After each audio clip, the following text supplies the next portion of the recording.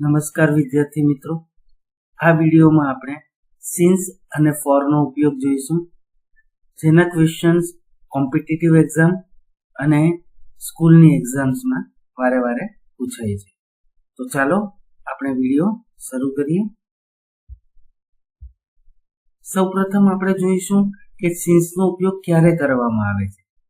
તો સિન્સ ત્યારે વપરાય છે જ્યારે આપણે એક ચોક્કસ સમયની શરૂઆત દર્શાવવાની હોય છે.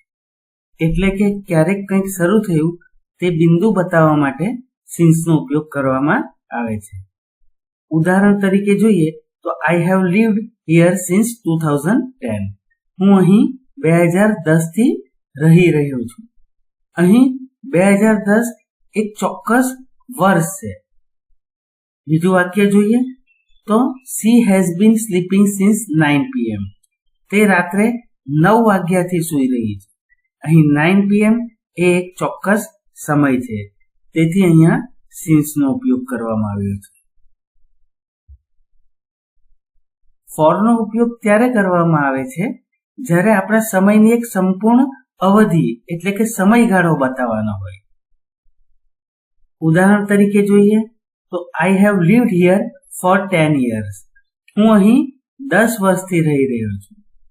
અહીં 10 વર્ષથી છે, કોઈ ચોક્કસ વર્ષ આપવામાં આવ્યું નથી, તેથી અહીં ફોરનો ઉપયોગ કરવામાં આવ્યો છે.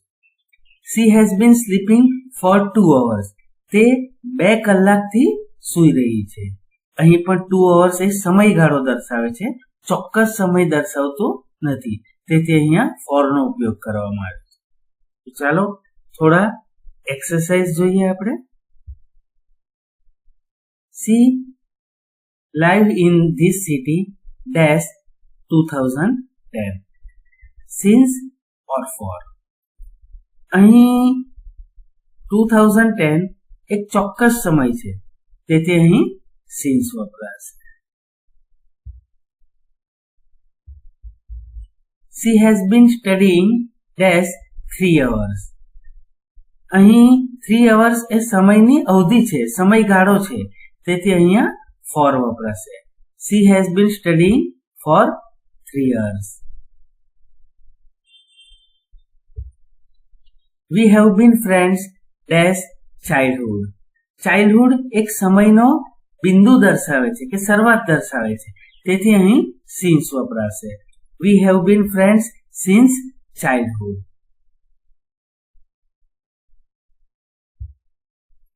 he has been sick dash Monday. અહીં મંડે એક ચોક્કસ દિવસ છે, તેથી સિન્સનો ઉપયોગ થશે. he has been sick since Monday. ચાલો નેક્સ્ટ સેન્ટેન્સ જોઈએ. they have been waiting dash a long time. અહીં long time એ સમયગાળો કે અવધિ બતાવે છે, તેથી અહીં આપણે ઉપયોગ કરશું for. they have been waiting for a long time. It has been raining dash morning. Morning એક ચોક્કસ શરૂઆતનો સમય છે, તેથી since વપરાશે. It has been raining since morning. I have known her dash 2 years.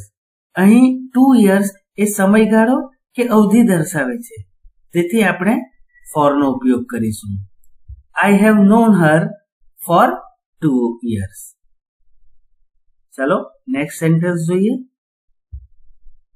we have not seen them dash last summer. અહીં last summer એ ચોક્કસ સમય દર્શાવે છે, તેથી since નો ઉપયોગ થશે. we have not seen them since last summer. he has been working here dash 5 months. 5 months એ સમયગાળો અથવા તો સમયની અવધિ છે, તેથી ફોરનો ઉપયોગ થશે. એટલે સેન્ટેન્સ બનશે he has been working here for 5 months. my brother has been playing football dash he was 10. અહીં he was 10 એ ચોક્કસ સમય છે, એટલે કે તે જ્યારે 10 વર્ષનો હતો ત્યારથી, એટલે કે અહીં ચોક્કસ સમય બતાવે છે, તેથી since નો ઉપયોગ થશે. my brother has been playing football since he was 10.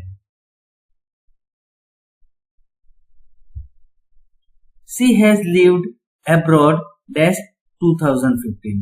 અહીં 2015 ચોક્કસ વર્ષ છે, તેથી since નો ઉપયોગ થશે. She has lived abroad since 2015. I have been watching TV dash 2 hours.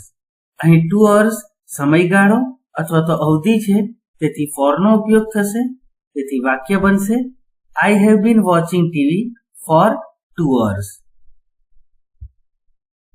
The shop has been closed dash yesterday. અહીં yesterday એક ચોક્કસ દિવસ છે, તેથી since નો ઉપયોગ થશે. The shop has been closed since yesterday. They have been married dash 20 years. 20 years એ સમયગાળો છે, તેથી for નો ઉપયોગ કરીશું અને વાક્ય બનશે They have been married for 20 years.